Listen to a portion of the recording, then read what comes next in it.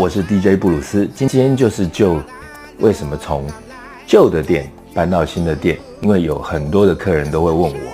那这一段其实一直是我不太愿意再去提起的不堪回首的往事。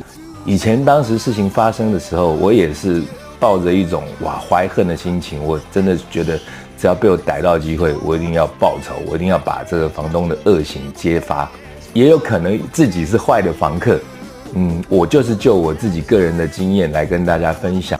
那今天故事的重点，当然就是在我这个酒吧的故事。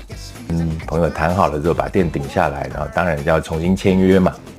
重新签约就去找到了房东。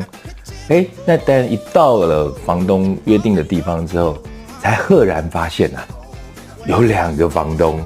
1楼的房东他们本身好像是律师楼吧。那我们当然都会觉得